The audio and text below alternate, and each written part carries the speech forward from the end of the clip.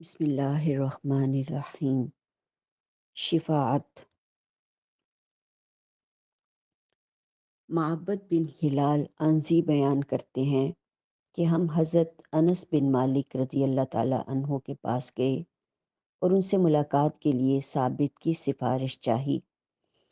آخر ہم ان تک پہنچے اور وہ اس وقت چاشت کی نماز پڑھ رہے تھے۔ ثابت نے ہمارے لیے اجازت مانگی اور اجازت ملنے پر ہم اندر ان کے پاس گئے۔ انہوں نے ثابت کو اپنے ساتھ اپنے پلنگ پر بٹھایا۔ ثابت نے ان سے کہا، اے ابو حمزہ رضی اللہ تعالیٰ عنہ، آپ کے یہ بھائی جو اہل بصرہ میں سے ہیں آپ سے درخواست کرتے ہیں کہ آپ انہیں شفاعت والی حدیث سنائیں۔ حضرت انس بن مالک رضی اللہ تعالیٰ عنہ نے فرمایا کہ حضرت محمد صلی اللہ علیہ وسلم نے ہم سے بیان کیا کہ جب قیامت کا دن ہوگا لوگ سخت اضطراب کی حالت میں ایک دوسرے سے گڈمڈ ہو جائیں گے۔ پھر حضرت آدم علیہ الصلاۃ والسلام کے پاس آئیں گے اور ان سے درخواست کریں گے کہ اپنی اولاد کے لیے شفاعت کیجیے۔ وہ کہیں گے کہ میں اس کا اہل نہیں ہوں، تمہیں چاہیے کہ ابراہیم علیہ السلام کے پاس جاؤ کیونکہ وہ اللہ کے خلیل یعنی ولی دوست ہیں۔ پھر وہ حضرت ابراہیم علیہ السلام کے پاس آئیں گے تو وہ بھی یہی کہیں گے کہ میں اس کا اہل نہیں ہوں، تمہیں چاہیے کہ موسیٰ علیہ السلام کے پاس جاؤ کیونکہ وہ کلیم اللہ ہیں جن سے اللہ نے کلام فرمایا تھا۔ پھر حضرت موسیٰ علیہ السلام کے پاس آیا جائے گا تو وہ بھی کہیں گے کہ میں اس کا اہل نہیں ہوں، تمہیں چاہیے کہ عیسیٰ علیہ السلام کے پاس جاؤ کہ وہ روح اللہ ہیں اور اللہ کا کلمہ ہے۔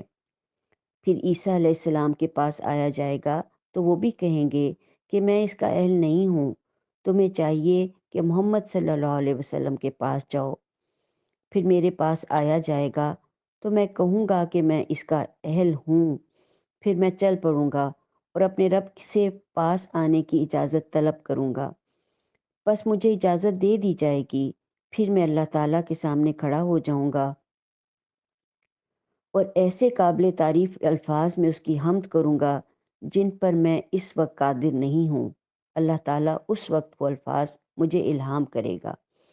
پھر میں اس کے آگے سجدے میں گر جاؤں گا، بس مجھے کہا جائے گا کہ اے محمد صلی اللہ علیہ وسلم اپنا سر اٹھائیے اور بات کیجیے، آپ کی بات سنی جائے گی، اور مانگیے آپ کو وہ عطا کیا جائے گا، اور شفاعت کیجیے آپ کی شفاعت قبول کی جائے گی۔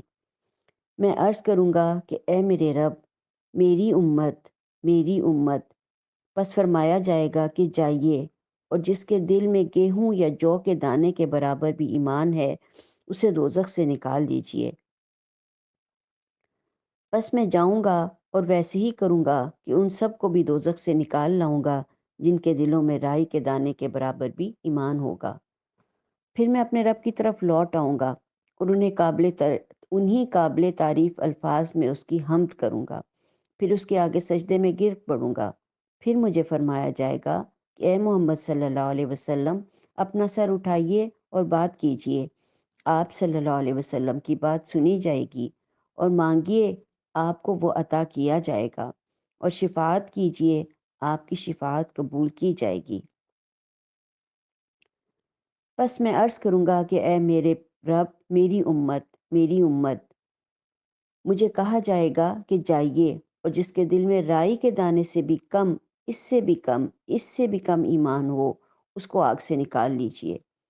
بس میں جاؤں گا اور ایسے ہی کروں گا کہ ان کو بھی دوزخ سے نکال لاؤں گا جن کے دلوں میں رائی کے دانے سے بھی کم ایمان ہوگا۔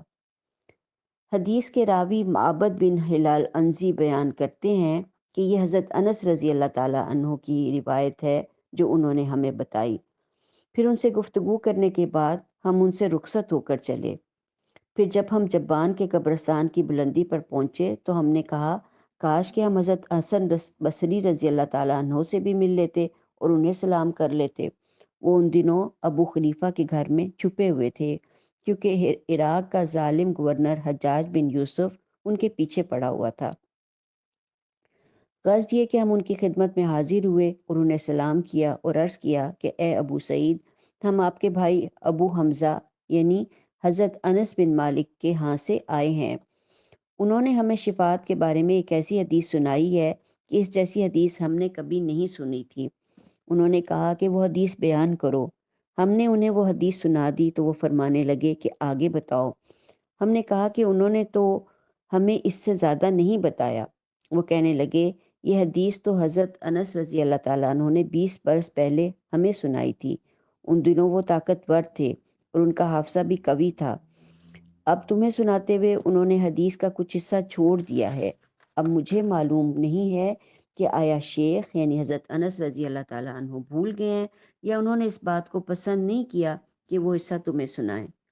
میں اس خوف کے باعث کہ تم کہیں اسی پر بھروسہ نہ کر لو اور عمل کرنے سے لاپرواہ نہ ہو جاؤ، ہم نے کہا پھر آپ ہمیں وہ حصہ سنا دیں۔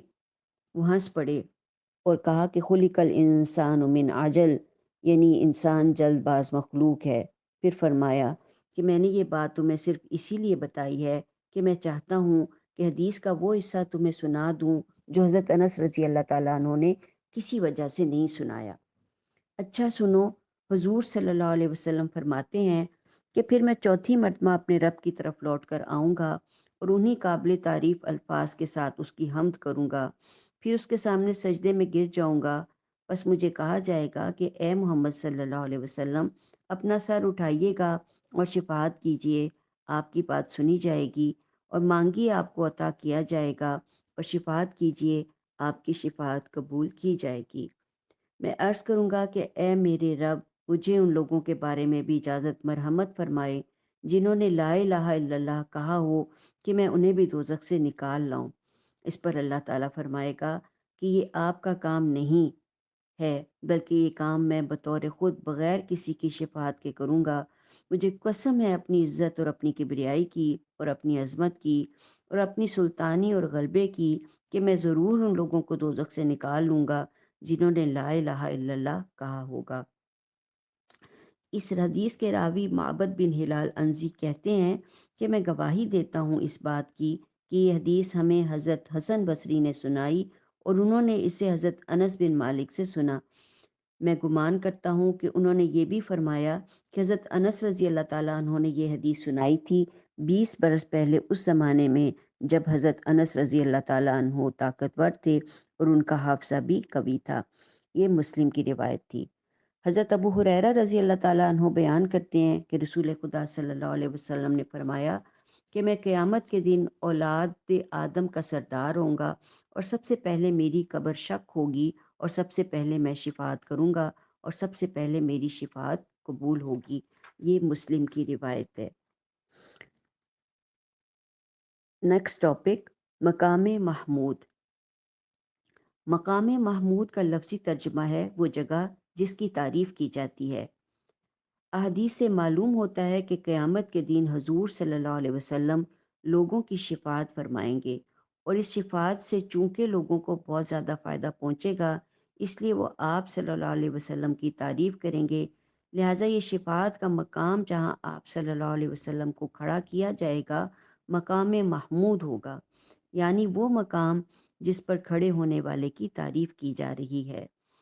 حضرت ابن عمر بیان فرماتے ہیں کہ قیامت کے دن لوگ گروہ در گروہ ہو جائیں گے۔